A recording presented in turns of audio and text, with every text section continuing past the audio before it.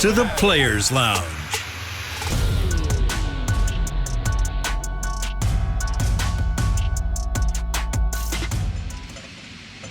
All right, it's Friday, so that means it is the Players Lounge right here on DallasCowboys.com radio. I'm Newy Scruggs, joined by former Dallas Cowboys players Danny McCray and Barry Church. Fellas, we have a lot to discuss in this hour. But first off, let me check in on everybody as they're at home. How you guys doing? I'm doing good, man. Just, hoping my boy D-Mac got his internet right, but I'm doing good, man. I'm doing good. Why is he hating? See, that's how I'm doing here, man. Everybody hating on me. I don't understand why. If you subtract the hate from the outside people in the life out here, the house is doing amazing. Okay. All right. Let us start with Aldon Smith. The Cowboys signed the former Pro Bowl defensive linebacker. He started with the San Francisco 49ers, 7th overall pick in 2011.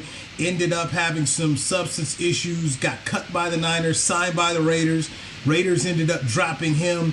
And Jay Glazer broke the report, Jay Glazer of Fox Sports, that Aldon Smith signs a one-year deal, $4 million with a lot of incentives tied to it. And that Jim Tomsula, his former coach with the 49ers, is now with the Cowboys, his D-line coach. And Mike McCarthy somehow connected with Aldon Smith, and he feels good about it. So, Aldon Smith, a Dallas Cowboy. Yeah, man, this was confusing to me, man. I mean, we got a guy who hasn't played football in 4 years. I mean, he was a all-pro player. His first 2 years coming out, he played at extremely high level. I think he had like 33 and a half sacks for his first 2 years. But after that, I mean, he was on a decline. I mean, when he went to Oakland, he had a couple sacks here and there, but he was never the player that he was as his first 2 years in San Francisco. And then he took a 4-year he got kicked out of the league for 4 years. I mean, the guy had substance abuse. He had legal troubles. And then I guess he's supposed to work all this magic and he's back to normal now. And I'm all about second chances. But, I mean, 4 years out of the league and you think he's going to come in and produce a pass rush? I mean, we need to improve our rush. We only had a couple sacks here and there last year, but I just don't think this is the guy to do it. I would have rather put my money on Randy Gregory, but, I mean, we'll see what happens. Maybe I'm wrong. Yeah, Church, you mentioned second chances, all right? So I'm looking at this timeline of Aldon Smith, and it's 2012, suspicion of DUI. 2012, gets stabbed twice. 2013, single car accident. 2013, 3 felony charges of possession of assault weapon. And it just keeps on going on. And I'm like, well, what are we doing? So it's not only a decline. This man it was in Oakland while, and I cannot imagine what would have happened in Dallas. We already tried this with the Greg Hardy experiment, and then so now we got Aldon Smith coming in here, and if they say he changed, I guess everybody deserves like a 6th chance. So let's get it done. Church, you mentioned it. Why don't they bring you back for $4 million? That's what I'm saying.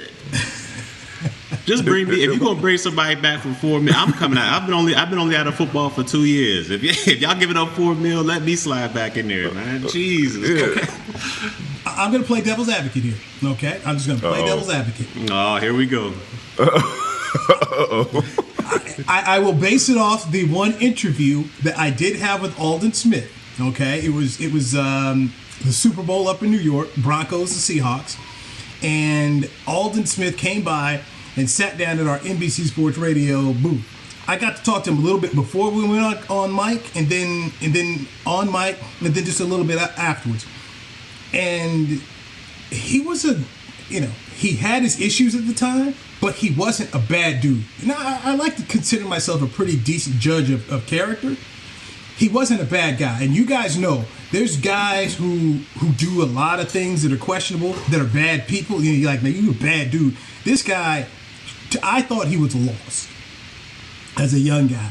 And he was lost. And apparently, and I'm just going by what Jay Glazer said, who's worked him out, and he's been in Jay Glazer's program out there, that he has come back and he's ready to play. Now, what he contributes, Lord, I don't know. Okay, 4 years out of football, that's a long time. He's 30 years old. It's a young man's game. But if he has fixed himself mentally, and Jerry wants to take the chance, this is last chance you. And Barry, you could see Jerry employ Randy Gregory and Aldon Smith this year. Both guys. Let me tell you something. That's not this. This is so much different to me though, because I think that Alden Smith, he was able to get better how he is now, probably because he was away from the game. The game is probably what brought him all the headaches and crazy thoughts that he had going on to do all this. He got just alcohol, knives, guns, and car accidents. That sums it up for me. I'm not sure, but the Newy devil's advocate, give Aldon Smith a chance. We'll see how it works. I just don't know how he can create a pass rush out there. I mean, they're going to play him at defensive end, I assume. And it's just, there's a difference between shape and football shape. Like, you know, I could see if he was out there, playing in some type of, XFL or something, but he hasn't played actual football in 4 years. And in those 4 years, we're not saying he just went automatically straight to the program from leaving football. I'm assuming he, was going through legal troubles, going through all this for a couple years. So I'm assuming he didn't start getting back in football shape for the past maybe year, maybe 2 years. And I just don't think it'll add up for the Cowboys. But like I said it before, maybe I'm wrong, but I just don't see them getting a lot of generation out of it, or generating product out of him. He might be able to do something. I mean, he's only getting base $2 million salary, so it ain't gonna cost him a lot. Okay, and keep in mind too, I mean, this thing is heavily incentivized. So if they want to go ahead and run him, they can. So basically, this is basically a free look for you if you're the Cowboys. So stay on Aldon Smith here on the Players Lounge, and I want to get this aspect with you guys. Who in the locker room is the person to work with an Aldon Smith, to work with a Randy Gregory? I mean, obviously, these guys have to take care of themselves, but is there anybody in the room? You guys have been in that room. Who talks with guys? Who are the leaders that helps work with guys who've had off-field issues? For me, I mean, they're not. Oh, go ahead, Dave. Go ahead, Danny. Oh, no, yeah, I had no answer for that one because I didn't play with a lot of these guys. I know we had Dr. Jackie, and we had some outside people that would come in and make sure that our heads were on straight. But as far as the locker room, Church is probably more familiar with these guys than I am. I would have to say, from the locker room I'm seeing now, I'm assuming I don't know if there's anybody that can really talk to them. I would say D-Law and those guys, but they're still relatively young. They're still in their prime. They're still trying to get themselves up to that upper echelon. When I was playing, I mean, there was guys like, DeMarcus Ware, the Jason Hatchers, the Spears of the world who were veteran guys and who can get those guys going along good and get them in the right program. But here, I mean, you got the hot boys, and they're all relatively young. They're all relatively young to this NFL. So I can't really see them out there putting them under their wing saying, hey, we got to do this, we got to do that. Plus, they're younger than him. So, I mean, that's something I can't really see happening. But hopefully he's able to get that mentorship and get on the right path and help his Cowboys team out. Okay, so basically it's got to be D-line coach Jim Tomsula. It's got to be. I mean, that's who I assume put him on his back and said, hey, bring him here with us. So I assume he's going to have to chop to him and make sure that he's going on the right path. Yeah, and player development, player personnel, they have to keep a good eye on him just to make sure that he doesn't get caught up in the lights here in the Lone Star State. All right, so right here on the Players Lounge, it's basically a thumbs down for Danny McCray and Barry Church with the Aldon Smith sign. Yes? yeah, I'm thumbs down with it. I'm thumbs down on that one. All right. Now, here's what I found interesting in looking at a picture that has caused some issues out there on social media. Des Bryant, Ezekiel Elliott, Dak Prescott. So it's a group of 5. They all got together, took one photo. Okay, so they took one photo and they put it out there. Actually, Des put it out there. And Des said, hey, got back with Dak and seems like nothing, nothing changed at all. And I had a media member call me and say, think about this. The Cowboys signed Aldon Smith, who's been out of football 4 years. They can sign Des Bryant tomorrow, and they won't do it. He says that's all you need to know. He said Des Bryant is not coming back to the Cowboys. It's buying into Newy's thing. I don't know. The longer that we go into this quarantine and not being able to look at free agents and the owners having to lean on guys that they're familiar with, I think Dez's shots get a little higher. His chance of being on the team next year gets higher the longer we go into this quarantine. So what you're saying basically is as long as he's putting videos out there of him working out against these random DBs here and there, no one else is putting out tape. So He got a shot. I agree with you on that one, man. I mean, he's the only one putting out footage, and he's working with Dak. So maybe Dak will give him his 2 cents in there. But I can see that happening. I can see it happening for sure. And they say it's about who you know. All right, he knows Jerry. Jerry loves him. All right, so not only is he working out with all the leaders on the team that Jerry loves, Jerry said he think about him in the shower. All right, so his chances are increasing. If Mike McCarthy wanted Dez Bryant, they'd have got Dez Bryant. Think of it this. Okay, here's another thing that says, oh yeah, ding ding ding. So the Cowboys signed kicker Kai Forbath. All right, they signed him, and days later they go out and give Greg Zuerlein a 3-year contract for $7.5 million. Zuerlein worked with John Fossil, the special teams coach with the Rams. So Jerry's out here giving guys the players they want. So a special teams coach can go get a kicker signed way over market. If Mike McCarthy wanted Dez Bryant, he'd have had him by now. Clearly, he doesn't want. It's Jerry. It's Jerry that wants. So Jerry gonna give them everything they want, and then say, "Oh yeah, by the way, this is the guy that I want." Deal with it. Deal with it. I could definitely see that happening with Jerry. Jerry says back in there, you know what? Hey, y'all got what y'all want, but hey, I'm gonna throw this extra little crumb on there. Hey, Dez, come back to this team, catch a couple of touchdowns, throw up the X. We'll see what's going on. This has happened before. Yes, this has happened before. We have seen this. So that's not out of the realm. Okay, so all right, then I'll play devil's advocate. If you want to bring in Dez Bryant, where does he play on special teams? We talked about this earlier on the Players Lounge. I mean, all the things that you're going to need him to do, he can't play the slot. So there's fans out there on social media who believe that, we can replace Dez Bryant, for Randall Cobb. No, he can't do what Randall Cobb does. That's not what they do. So where does this guy fit in your offense? And don't tell me tight end like some people try to roll out there too. It's not happening. So you're going to bring in Dez Bryant, 30-something years old. He's not going to be back there returning kicks or punts. I mean, I don't see how this thing works. I really don't. Can Gallup play the slot? Is that the best use of Gallup's talent? No, I'm just asking for. We devil's advocate here. We just trying to find a way for him to fit in. Can he play the slot?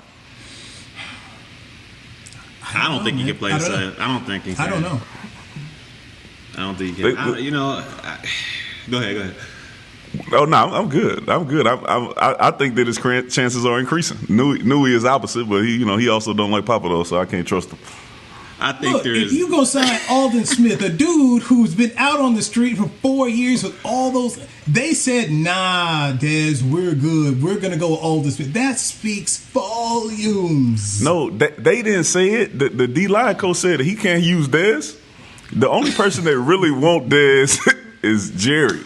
And if Jerry really wants him, when the chips fall at the end and they haven't found a receiver that can fill a spot, Dez will be first on the list. I don't know. We're going to see. I don't know because, like you said, I can't see him playing the slot. I don't know if he can still play on the outside. I mean, I don't know if he's still quick or fast enough. I think he could be a red zone option. I mean, he's still got that jump ball awareness, and he's one of the best in the leagues at getting the ball at his highest point. So he might be able to slide in there. It's just how much are the Cowboys willing to pay him? Or is he just, hey, I could play for pennies at this point. I just want to get back on the field. I mean, we'll see. Absolutely. I think he'll do whatever. And based on that, they're better teams. Okay, there's better clubs where Dez has a more realistic chance of not just going to a team, but being a starter on the outside. Cowboys got Cooper. They've got Gallup. I mean, if I'm Dez, I want to go somewhere where I can actually play. And if you're a team out there, this is a guy you don't want on special teams, so he needs to be one of your top 2 receivers. Or if you want to make the exception to make one of your top 3, I think Dez Bryant has a better opportunity at other NFL cities than Dallas. So am I hearing you say that Dez could be a starter? I'm just saying for some team out there. Okay, all right. You change it up a little bit. For some team, for some team. Maybe Adam Gase wants him. I don't know. But I'm just saying, on this team, they don't need him. Take this note, church. Take this note, church. Take the note. I got the notes right now, man. We're gonna see. We're gonna see. Training camp hopefully is right around the corner, so we're gonna see. I mean, aren't you guys sold on his Twitter video? Aren't you sold on his Twitter videos of him working out? You don't believe he could be a starter of the league? I would put more into those videos if I knew the defender that was guarding him. Like if it was a legit guy giving him work out there, then all right. But this guys out there just slapping around hands and stuff. I can't put too much into it. Yeah, not based on the videos, just based on what I know about Dez. And I know if he's healthy, that he can be productive in the NFL. He could be a number one, well, probably a number two receiver, depending on what team you put him on. Yeah, he's not playing special teams, but it's somewhere out there where he's better than the number two guy. All right. Danny, you and I had an off-air conversation I want to bring to the show, and that's about the slot receiver. I don't see the slot receiver being something they address early in the draft. They could, but I just also feel like with the way the receiver position goes, the Cowboys could end up signing somebody in free agency later on after the draft, or we always see guys who get cut in June. I just think this is a position that they can fill. I don't think that they necessarily need to use a first or second day draft pick on a slot. Yeah, I don't think so. I don't know, man. Randall Cobb had high production last year, and it's not because he was just anybody. Cole Beasley has high production in the team he's playing with now, and we've seen that he's a damn good receiver. So it's not like you could just plug and play just because the system says that somebody can get in there and ball out. Randall Cobb was a great slot receiver, and so was Cole Beasley. So I think they still have to put some work in to find a guy that can fit there and not just try to plug and play. I definitely think they need to find a guy that can fit, and they have to do their homework at this too. I think, if you have two outside receivers like they do in Gallup and they do in Amari Cooper, I think you have to have a guy in that slot that's very quarterback friendly. And as we've seen, there's two slots in the past, Beasley and Randall Cobb. They were both former quarterbacks, so they know what the quarterback is looking for. They were able to get open against the zone coverages a lot, and they're just extremely smart, intellectual players who play the game like chess. And we've seen Randall Cobb have an extremely good season. If it wasn't for a couple holding penalties here and there, he would have been maybe top 2 receiving on this team. So I think they need to do their homework on a slot receiver. I think they need to get a real good one that's very quarterback friendly, and hopefully he can explode just like Cobb and Beasley did in the past for Dak Prescott.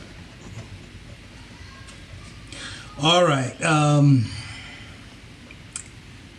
This is why you hired Mike McCarthy. Mike McCarthy, it's his job to go find one of these guys.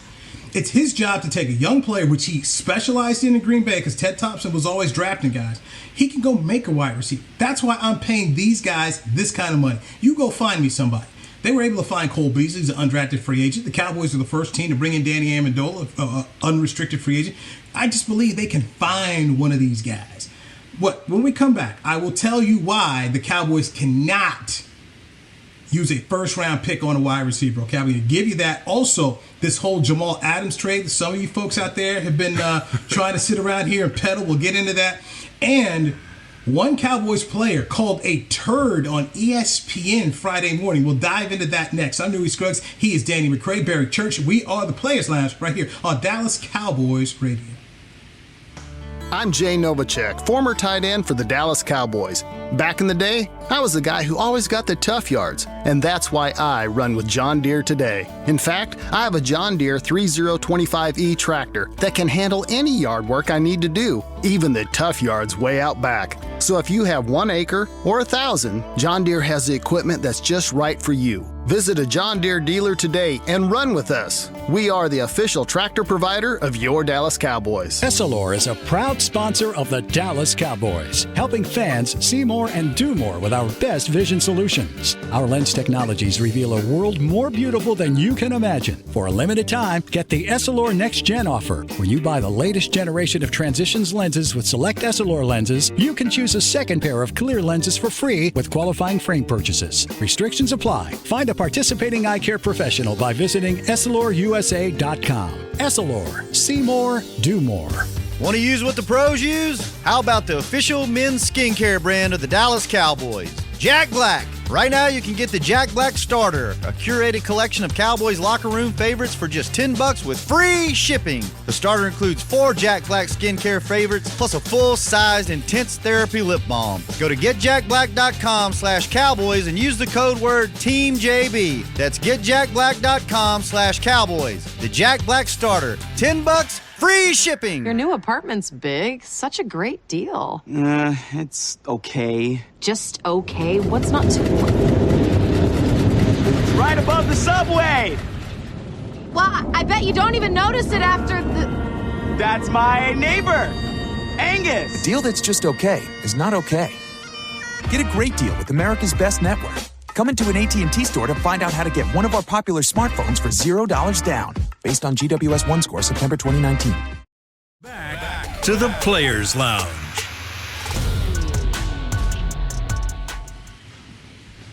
Hey everybody, we appreciate you tuning in to the Players Lounge on Friday. We do it every Friday at 11 a.m. I'm Newy Scruggs, joined by former Dallas Cowboys players, Danny McCray and Barry Church. Church, start us off. Let's give everybody your social media handles so they can reach you, man. Both Twitter and Instagram is at Barry Church 42. McCray. And catch me on Twitter. It's at Danny DMac44. On Instagram, it's Danny_McCray40. All right, find me on Twitter at Newy Scruggs. It's NEWYSCRUGGS. It's NEWYSCRUGGS. So Newy Scruggs on Facebook Newy Scruggs on Twitter, and on Facebook it's Newy Scruggs Sports. I wrote a column for the Dallas Morning News, and recently I've dived into too many mock drafts, and I saw a whole bunch of mock drafts where they were putting wide receiver CeeDee Lamb to the Cowboys at 17. And then I read one from our boy Clarence Hill, the Star Telegram, and Clarence Hill had Jerry Jeudy, the Alabama wide receiver, going to the Cowboys at 17. Those absolutely drive me nuts because, number one, CeeDee Lamb's not lasting to 17 because this player's that good. And neither is Jerry Jeudy, okay? It's a shame if these guys even get to 17 because they're that talented and so many teams need a wide receiver. But what I wrote in the Dallas Morning News is the Cowboys they can't be in the market to add a wide receiver in the first round with so many defensive needs. I mean, who's going to cover somebody? I mean, the Cowboys have to address it. The fact that the Cowboys only have one player, okay, just one player under contract after the 2020 season in the secondary, you can't sit around here and draft a wide receiver. The Cowboys also got a bunch of dudes right now on one-year contracts on the D-line outside of Tank Lawrence. I mean, they signed Gerald McCoy, one-year deal. Dontari Poe's a two-year deal, but they get out of it after one. Aldon Smith's on a one-year deal. You've got to go and look at the D-line and try and get somebody who's going to be here under a 4 or 5 year deal. That's where you make your money, fellas, by getting guys under contract for those first 4 or 5 years, and then you let them go to the market if you want to pay them. But I just don't feel like the Cowboys can go with a wide receiver like a CeeDee Lamb or Jerry Jeudy or anybody at 17. There, I said my piece. All right, D-Man. Listen, you're right, and I'm gonna go homer with this one and say the best slot receiver out there at number 17 is clearly Justin Jefferson at LSU. So yeah, I wouldn't pick none of those either. But yeah, I think it would be difficult to draft a slot receiver at 17 anyways, and we do have some issues that we need to address on defense. Mainly cornerback, like Newy said. I think we do have a lot of ifs at linebacker as well. We have Van Der Esch with a neck. We have Sean Lee, I believe, come back on a one-year deal, and then our D-line is, we got one-year deals all over the place, and this Aldon Smith thing is probably a 6-month deal. So I think we have bigger things to address other than receiver. So I'd probably go cornerback or D-line. Yeah, I'm going to make it 3 right here because, I mean, there's too many things we have to address on this defensive side of the ball. I mean, they put all their stakes in, Jalen Smith, and I believe they gave, who else a contract out there? Anthony Brown.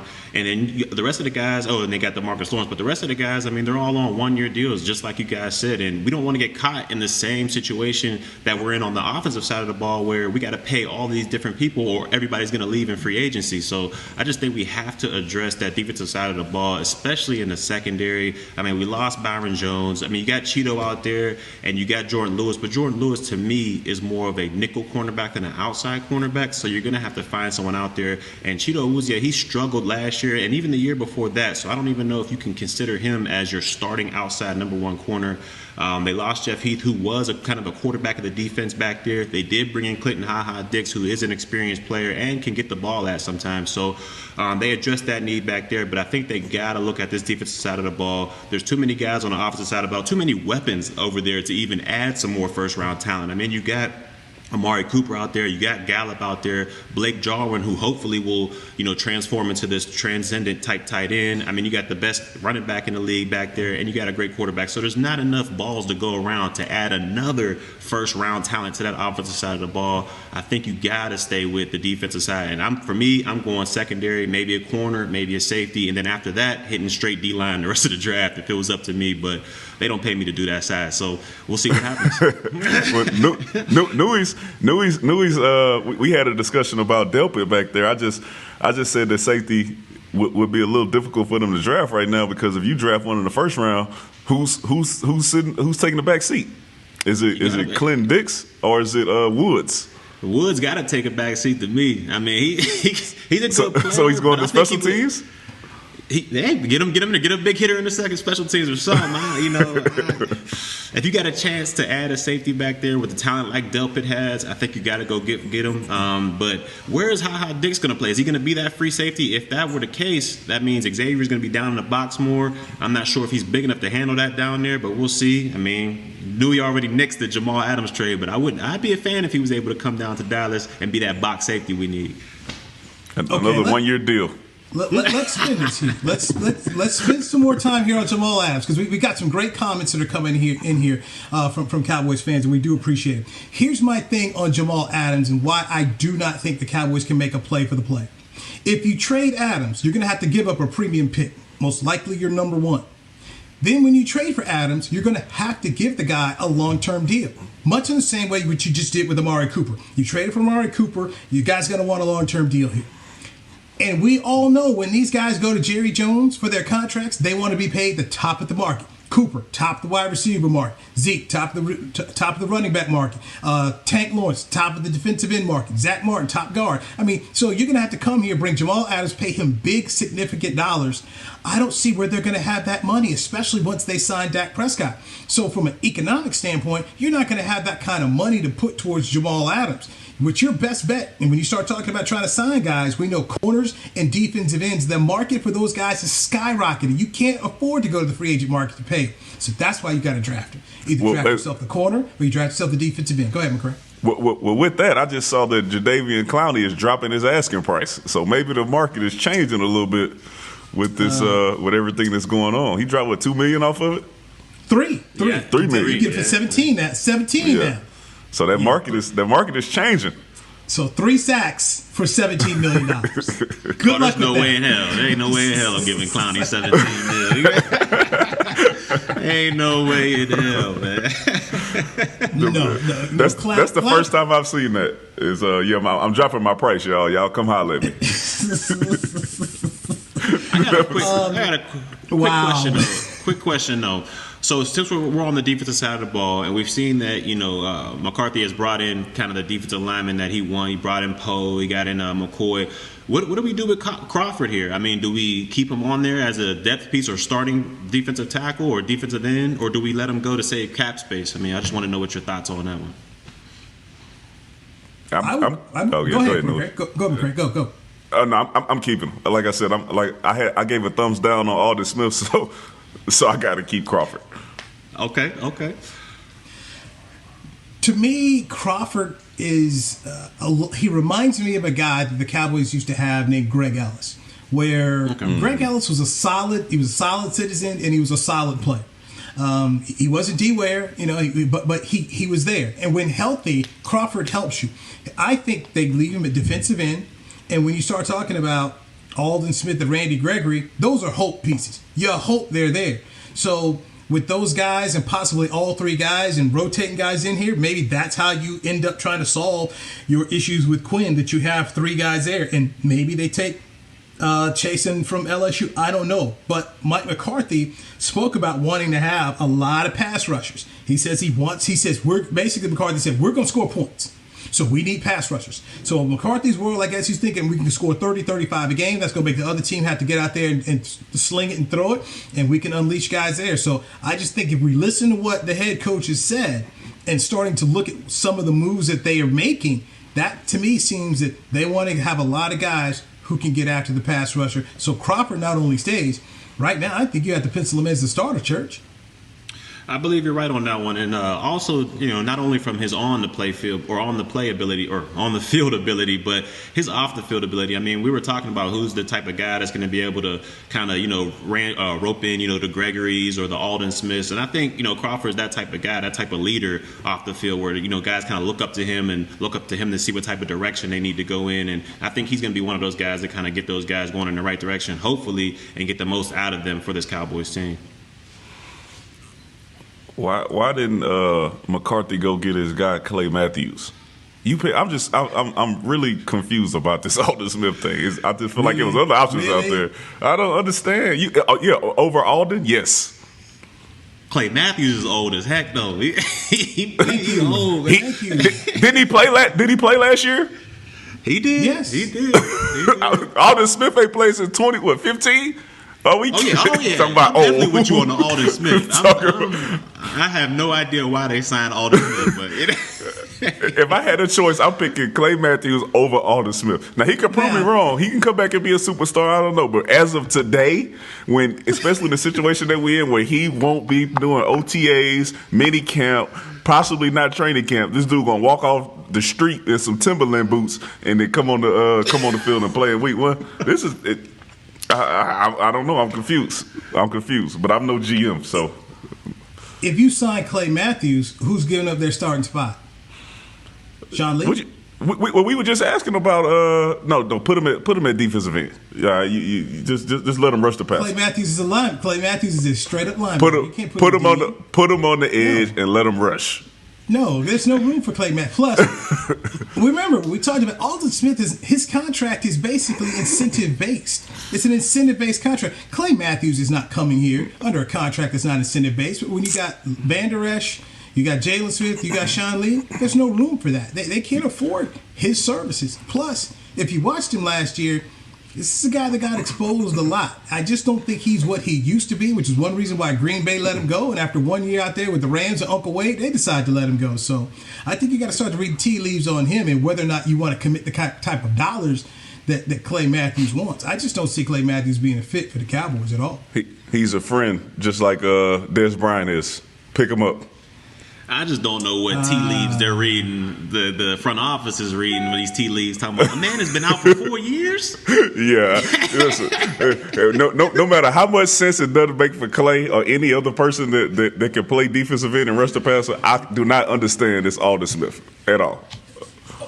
I mean, here's what and now you guys are young, so I've been covering this team, and you guys were back in grade school.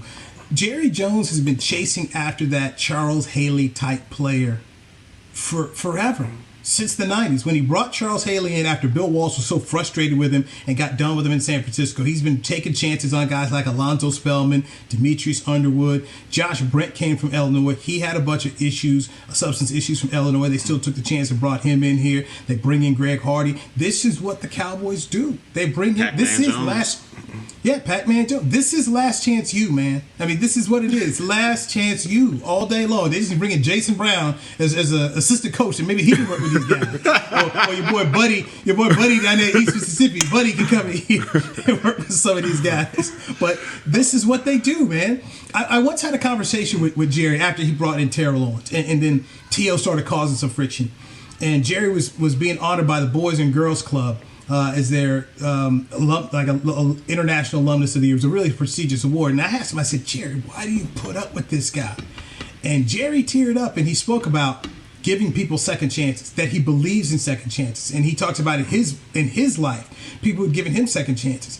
And basically, if he was deceived, he would be okay with it. But he wanted to extend that second chance. And whatever Aldon Smith and his agent and Jay Glazer possibly said to McCarthy and Jerry, it worked. That they decided that they wanted to take a chance on the guy. This is just how they do business, man. It's just how they do business. It's absolutely fine because I'm all about forgiveness. I'm just seeing this timeline, and you got to trust the fact that he won't come in here and cause a big commotion. This is his first stop coming off of this suspension. This is not an easy place. You're going to get a lot of attention. There's a lot of stuff going on out here. There's a lot of ways for you to fall back into some of those old traps that got you in some of the trouble that you were in out there in California. So keep some eyes on him. The history of it and being out 4 years is just a big thing for me as far as being a football player. I've been out 4 years, and I know I can't go out there and play, especially without practicing or doing OTAs or minicamp.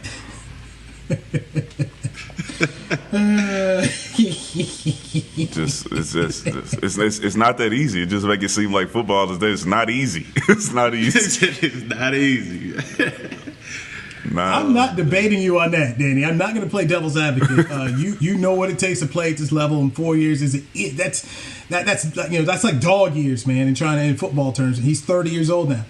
I get what you're saying, and you and Barry are both right to say thumbs down on this deal. I mean, most Cowboy fans to me have said thumbs down on Aldon Smith. I'm just trying to give you that other side from what I'm seeing of what I think they're trying to do, which is, hey, we're going to bring this guy in here. It's not going to cost us any real money, and we can go ahead and let him go. I mean, the Cowboys, you think about the whole kicker thing. Why would you sign Zerline when you just signed Kai Forbath? They're doing some stuff that makes you say, I don't really know, but we'll have to see, man. We'll just have to see. This is one of those. I was one of those who said get rid of Randy Gregory 3 years ago. Like, dude, stop doing this. Stop doing this. So, what do I know, man? This is just how they operate. Go ahead, McCray. No, one of the times they're gonna make one of these movies is gonna work, and then that'll be the one time that everybody's wrong. But this is one of those situations where if it works, it works, and you look great. If it doesn't, then everybody that's sitting here talking about you on the Players Lounge was correct, and I think that we'll be correct. We'll be correct, and I'll take that chance. All right. Okay. All right. We have to take another break here. I have binge watched this show for this show. Okay, I've been watching the specific TV show to talk about it on this show. I do it for the fans, and I do it for you guys here. So I want to dive into that, and also let's talk about Dak Prescott. I mean, until this contract gets signed, we must talk about him in every show. Just give more of our insights and what we think is happening right now. So he's Danny McCray. That's Barry Church on Newy Scruggs. This is the Players Lounge. Since 1865, Stetson hats are American-made with pride right here in Texas. And Stetson is proud to be on the field with America's team. Want to show your Texas and team pride too? You can. By purchasing your own Stetson, you can look just like how the flag guys do on field at every home game. Stetson hats, the official crown of all self-respecting Cowboys, and your favorite football team. Get yours today in the Stadium Pro Shop or at Stetson.com. Your new apartment's big. Such a great deal. It's okay. Just okay? What's not to... It's right above the subway! Well, I bet you don't even notice it after the... That's my neighbor, Angus! A deal that's just okay is not okay. Get a great deal with America's Best Network. Come into an AT&T store to find out how to get one of our popular smartphones for $0 down. Based on GWS 1 score, September 2019. Essilor is a proud sponsor of the Dallas Cowboys, helping fans see more and do more with our best vision solutions. Our lens technologies reveal a world more beautiful than you can imagine. For a limited time, get the Essilor Next Gen offer. When you buy the latest generation of Transitions lenses with select Essilor lenses, you can choose a second pair of clear lenses for free with qualifying frame purchases. Restrictions apply. Find a participating eye care professional by visiting EssilorUSA.com. Essilor. See more, do more. So, you're shopping, and that's when you see it. Aisle 23. Dr. Pepper stacked from top to bottom as far as the eye can see. The phrase too good to be true comes to mind, yet there it is. A rich, delicious Dr. Pepper paradise. Wait, did that can of Dr. Pepper just open itself for you? They all are. As if to say, so nice to treat you. And even though it feels weird to talk to a can, you pick one up and say, it's so nice to be treated. Dr. Pepper, so nice to treat you.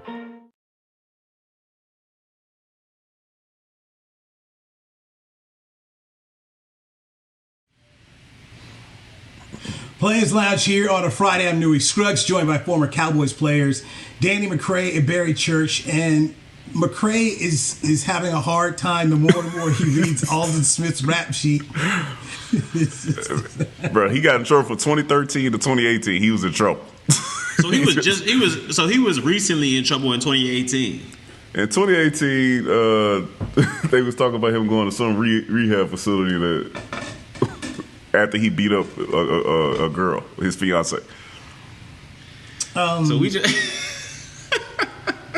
That was 2 years ago. He was still in trouble. So he's just now starting to get back and working on Jay Glazer's program. And did we expect him to come on the field and produce? I don't know, man. I don't know. So you add domestic abuse to this. So he got guns, alcohol, vandalism, wrecking cars, and domestic abuse. Yeah, it's not good. It's not good. Okay, I mean, look, there's no doubt about it. It's not good. This is the but worst. You also know this is what the Cowboys have done in the past. What does the history tell you? It's what they do. Who have they picked up that was this bad? Who have they picked up that had this much baggage with them? Greg Hardy. Greg Hardy didn't have this much. He had a domestic violence thing, and Aldon Smith has one of those plus 13 other things. I don't know, man. He might take the cake. Okay, if you compare rap sheets, no, I haven't seen anybody with a rap sheet like this. No. Usually people with this type of rap sheet are in jail for years. So when's the last time we saw him have any issues? And I guess I also read where he's been sober 9 months, and that's not a long time, but at all. It's still some progress for him. But so when's the last time he was in trouble, McCray? As you looked at that sheet. 2018, TMZ claims the parents of Smith's victim persuaded him to enter rehab after he beat her up. So 2018 was the last. As 2018, he checked into rehab after domestic abuse against his alleged domestic abuse against his fiance. Well, at the end of the day, let's just hope his demons are all behind him and he's able to produce on this football field. But we'll see. Hopefully, he doesn't backfire. Hey, look, if we're being realistic about it, when you talk about people battling substance abuse issues, if you're going to bet on the person or bet on the player, you should usually bet on the substance. I read that in Charles Duhigg's book, Habit. It's if you have somebody who's trying to break a habit, they have to replace it with another habit. So I don't know what habits that Aldon Smith has replaced alcohol and his other issues with domestic violence. I don't know how what type of counseling, whatever he's going through. But somehow the Cowboys feel like they have whatever assurances they need and set up a contract to try to reflect that.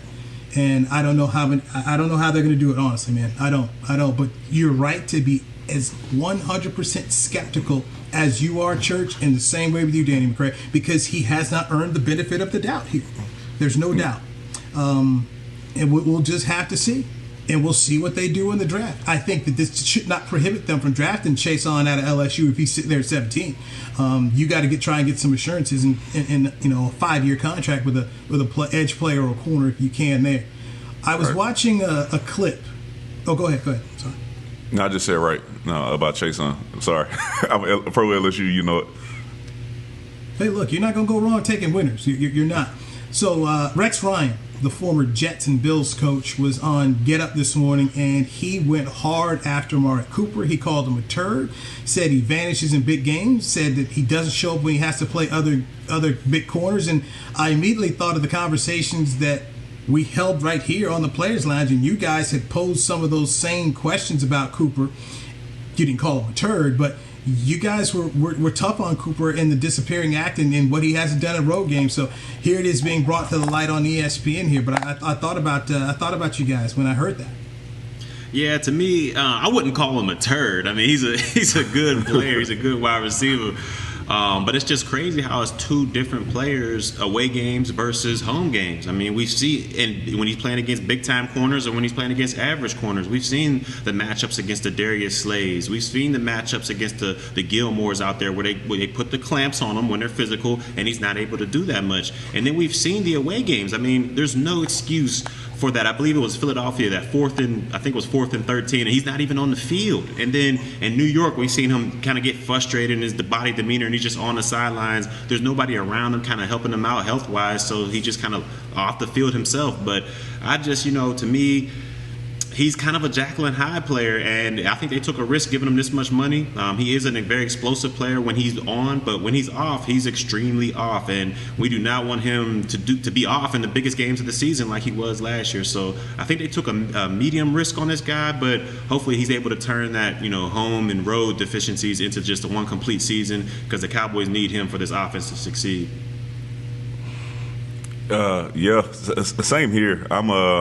They took a risk. He's still a great player. It's not taking anything away from him and how athletic and productive he is.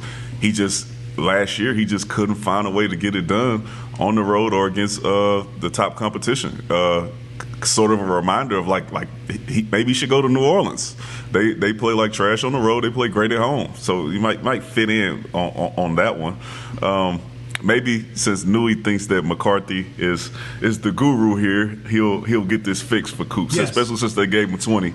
Then he'll find a way to maybe get him off of those top cornerbacks when they go and play those guys. And when he's on the road, he might have a different scheme for him to kind of maximize his ability to make plays. I'm telling you, I'm going to look at guys differently under Mike McCarthy, because I was not sold on Jason Garrett's offense the entire time he was here and how they did things. I think the players were good players, and I think that there were too many talents who were wasted. I talked to a former player with the Cowboys, and he spoke to me about how upset he was that he felt his teammates' talents were misused during the Garrett era, that they should have done a whole lot more. So yeah, I'm going to wait and judge a guy like Cooper and judge Dak and judge all these guys, really wonder what Mike McCarthy can do. Mike McCarthy's a proven head coach in this league. He's got a Super Bowl ring, unlike the last coach who was here. So yeah, I'm going to look at guys differently, and I'm going to think that Amari Cooper is going to be a lot better receiver under this regime than he was previous. Do you think they'll just get him, as far as with the offense, do you think they'll put him in motion more to get him off of that bump and run coverage? Because we've seen the tape. Gilmore basically choked him out at the line of scrimmage, didn't let him get off the ball at all. So maybe this new offense, this new regime will get him in motion more, get him in stacks more, forcing the top corners to kind of back off their coverage, giving him more room to work. But hopefully they figure out something. And I think Kellen Moore is going to have to step his game up as well, because he was the offensive coordinator last year when they were out there and, he was getting choked out at the line of scrimmage. So maybe they'll switch it up a little bit, but they got to find some way to get him involved in the road games as well, or this will just be another 8-8 season and we'll all be disappointed again. Yeah, I go back. So Danny, I go back to guys like Devontae Adams, Donald Driver, Jordy Nelson. Mike McCarthy's found ways to get those guys the football. That's what I'm going to put my trust in. Go ahead. Who was throwing? It was A-Rod throwing the ball to old Cobb, huh? And these guys, I mean, it's a little different. I just think that, yeah, he'll have to move them around and do all that stuff. Some of it is on Coop. When it comes down to it, the game of football sometimes is just man on man. You need to get open. You my best guy. We paying you $20 million. I got my receiver this week. Hey, Coop, line up, run this route, and get open. And sometimes it's just that. And if you can't do it, then you can't do it. Sometimes it doesn't have anything to do with coaching. It's just you don't have the ability to be better than the guy that's across from you, and that's what we saw against New England. So, thumbs up or thumbs down on the re-signing of Amari Cooper? That's what I want to know right now from you two. Thumbs up or thumbs down on his re-signing of Amari Cooper? I'm thumbs up. I'm going to have to give him a thumbs up. He's too good at home. He's too valuable to his offense to give him a thumbs down. I just would love to see his road presence as big as it is on the home games. I don't know if it's just his different routine on the road. Maybe he's bored with the game if he doesn't get a couple catches early or something. But we got to find a way to get this guy the ball. He's too explosive. He's too talented to disappear on the road like this. And like I said, we're going to need him with this offense to be good, or else we're going to be another 8-8 team, and nobody wants that at all. Have we forgotten what this offense was before he got here when they tried to run out Allen Hurns and DeAndre Thompson and Cole Beasley? That was a mistake. 3-5 to get ready to fire Jason Garrett. That was terrible lineup. That was a mistake. Right? That was a mistake. That's an anomaly, Newy. I don't know what they were thinking at that point. But previously, they had a top-notch receiver that was making plays, and then we had this little lull in between with the Hearns and those guys. So that was a little rough.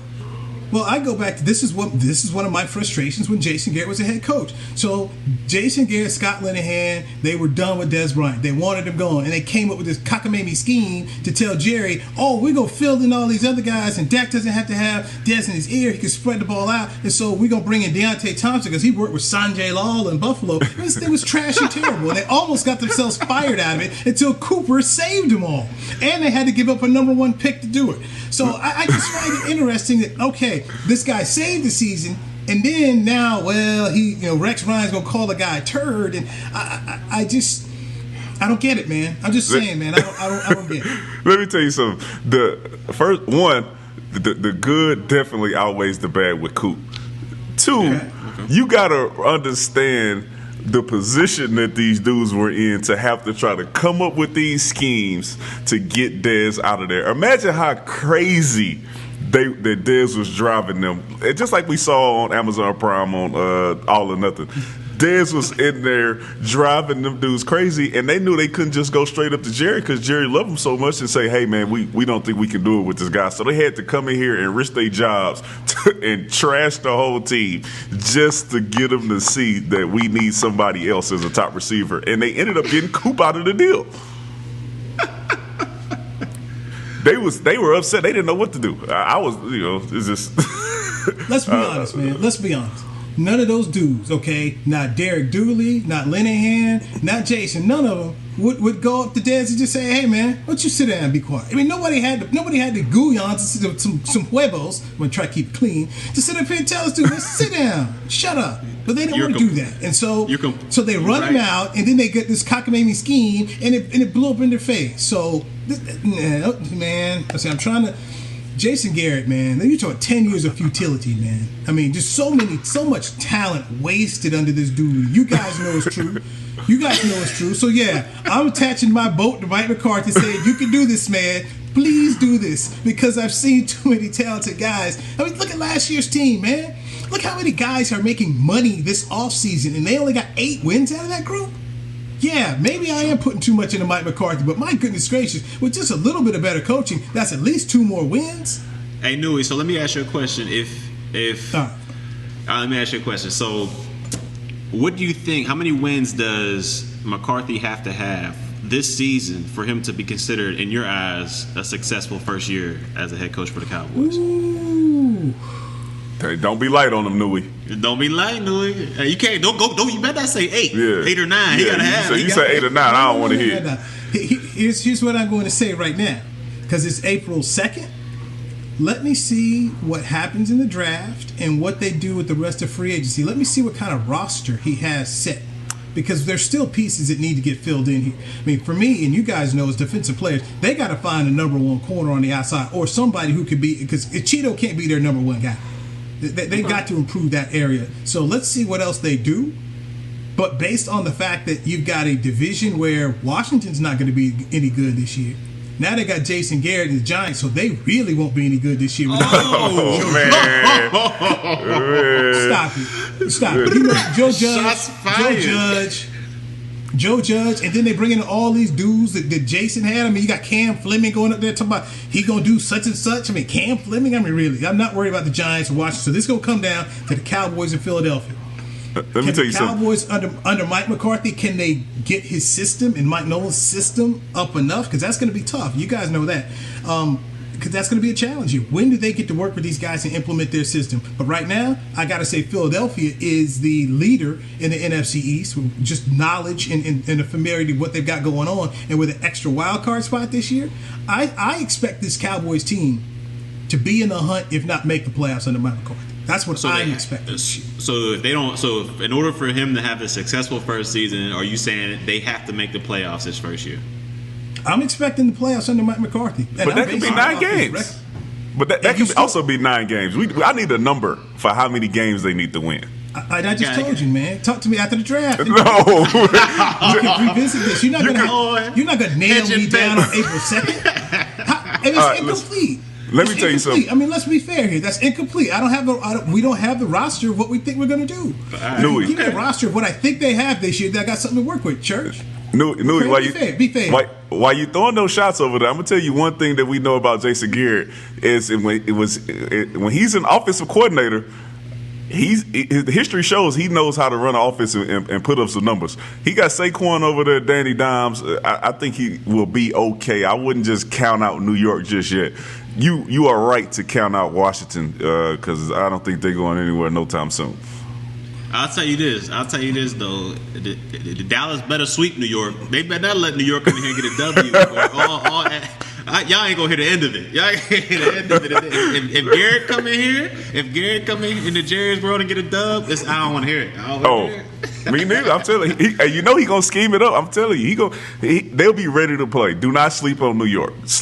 Don't sleep on Washington either. But they in some real trouble out there. Yeah, they got some. Oh gosh, scared now, boy. I'm scared. They're in some real JG trouble. unleashing it. Gotcha. Okay. We'll see. I'm just saying, we got another bet we can make. We want to make another bet? I'm down. Hey, look, I pay you my bets, so I'm good. Let's go. You my bets. Now, before we run out here, we have 5 minutes left here.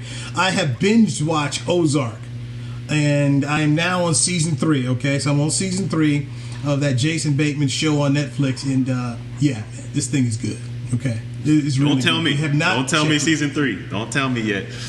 Everybody died. Everybody died at the end, church. See, get him off the players. Get him off the players now. McCray, have you even watched? You haven't even watched Ozark. I finished with Ozark the day after it came out. Newy, what are you talking? Really? Okay. Yeah. I'm on. I think I'm at episode 4 or 6 of season 3. So just let me.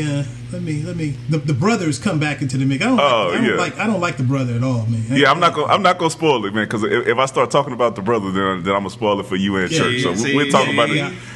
We'll talk about it next week, man. I can already tell what he's going to go do. So he's going to step in it. So I'm just waiting on him to get involved and step in it some more. So we'll y'all see. Watched that, Ozark is a good show. Y'all watched that Tiger King yet? I did. Yes, Carol Baskin. Every single bit of that.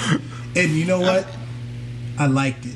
I know. I don't know how people keep saying that it's so bad. That is. I'm ashamed to say I really liked it. Man, that was good. That's an interesting story. I don't remember this. It was like in 2015. I don't remember this happening. Like, do y'all remember seeing this dude in 15? No, I wasn't watching stuff like that. No, I know. Yeah, I mean, he had an internet show that. I mean, they talked about it during the documentary. That they only have a couple dozen people watching. So no, I'm not in the zoos and all that. Anyway. But boy, you see how my man Shaquille O'Neal went out there real quick and tried to distance himself from that. Quickness with the. No, what did he do? What did he do? Update me on that. What happened with Shaq? So. It was during the playoffs, and they were doing a TNT show out of Oklahoma City, and Shaq said on the show that he's going to go out there to go see the Tiger King, and they show Shaq, there. They got video of Shaq there at the Tiger King, facility, and he's playing with the Tigers, and then he sent out some tweet that talked about, "Hey Joe, I got two Tigers." Yeah, and based on that, man. Social media went crazy trying to say, is Shaq out here buying tigers? Does he have tigers? And, Shaq's got all those commercials and endorsements, man. And he quickly was out there like, I don't know this dude. Okay, I've never been there. I love tigers. Been loving them since LSU, but I'm not about that life. That wasn't me. Next thing you know, they coming out. Papa John's about to come out. Him and the insurance. It was worse than like when Dez had the monkey. He was like, oh yeah, I don't have the monkey anymore. It was that kind of thing. Like, no, I love animals. I'm not. No. Shaq went and backpedal real fast trying to protect them endorsements, but it was smart though. That was smart. But yeah, and so now the Tiger King is now in Fort Worth. Did you guys read that? No, he's in Fort Worth. He has one. Yes. Yeah. Yes, they transferred it. They transferred him from Oklahoma down here to Fort Worth, Texas, because of the whole coronavirus thing. So that was on Twitter. Yeah. So he's here now, and he's got a $94 million lawsuit he's trying to throw out there. And then the other lady he hated, Carol, They're allegedly going to investigate the disappearance of her husband, so she's back in the mix. Oh yeah, she killed him. Yeah, she fed him to the tigers. She fed him to the tigers. Man, all those people had a little bit something loose up top up there. Yeah, Jeff Lowe was a bad guy. How does Jeff Lowe keep escaping from that Tiger King thing, man? I just kept waiting on something to happen to Jeff Lowe, but nothing ever did. He's a CI. South Carolina. He's a confidential informant, man. He giving them everything they need out there. Flying to Vegas and back. Tell them what they want to know and let them go. Mm-hmm. It's a shady game, man. I've never seen tigers outside of a local zoo. I've never been to one of those little places like they had in Oklahoma. That's just not my thing, man. That's not my thing. So. It seems real shady. Yeah, but the Tiger King I'll say this, man, that was riveting television. I could not stop watching it. Every time something that I could not believe that these people, and they were real. I was trying to explain to my wife, because she thought, I was like, no, this isn't like Real Housewives of Atlanta. I mean, this stuff was real. There's a whole industry of people in big game cats. I said, it's bad. And this one dude, Joe Exotic, I mean, Joe, the ego, man. He filmed everything all day. He filmed his entire life. Every little thing. And to live the living conditions that he had, I mean, I thought Joe would have been pulling a lot more money to, at least live like, what's the man in South Carolina? He had all them homes. Oh, yeah. Like, the dude in South Carolina was rolling in bank. And even Carol had some bank, but obviously because her ex-husband. But the way Joe was living and all those the Walmart, the food they got for the Tigers from the Walmart, the way the workers were going through that, man. Dude, that was nasty, man. Making the pizza? If you went to that park and you ate that food and then you watched that documentary, how do you feel about yourself? Man, I'm telling you, you need to get checked ASAP. ASAP. You got the new virus. What's wrong with you? Are you immune? You eat old processed food out the dumpster from Walmart. The stuff that Walmart don't even want no more. That's what you ate on your pizza and probably said, man, this is good. Talking about they got the best food here. I had the best food here, man. Y'all crazy out here, man. All right, the hour has flown by here. We can talk about the Tiger King, man. We'll have to dive into some more of that next time here. But yes, the Tiger King on Netflix was good. The Ozark was good too, man. I got to finish that off, and I'll have my report next week. Also, I've been reading my book, man. I'm reading my book, Ali. If you have not gotten this book, I tell you what, I really do recommend it. It's a biography of Muhammad Ali. It's about 500 pages. You got time because of Corona, so you got time to go ahead and dive into this book. It is tremendous. Hey, Church, fun always chatting with you. McCray, I always enjoy these conversations. Everybody out there, especially folks who are out here, man. I was looking up here on the feed here on DallasCowboys.com, man. Thank you guys so much for your comments and checking us out. We will do it again next week. And hopefully, if we can get McCray, we'll start to bring you 2 shows a week. But, McCray's got demands that he has to have met in order for him to do this. But if Danny will do it, Church and I are more than willing to bring you Players Lounge twice a week. I'm down. I'll tell you, I'm down for 2. I'm down for 2, man. We can get that rolling. What about 3? See, let's start at 2. Nah, I don't know about that. Let's start at 2, man. Let's start at 2. We'll be all right. Hey, good stuff for everybody here at DallasCowboys.com who help us put this thing on. We appreciate you. We appreciate everybody who checks us out. Church, McCray, let's do it again next week on Newy Scruggs. Take care, everybody. All right, y'all. This has been a production of DallasCowboys.com and the Dallas Cowboys Football Club. How about this, Cowboys? Yeah!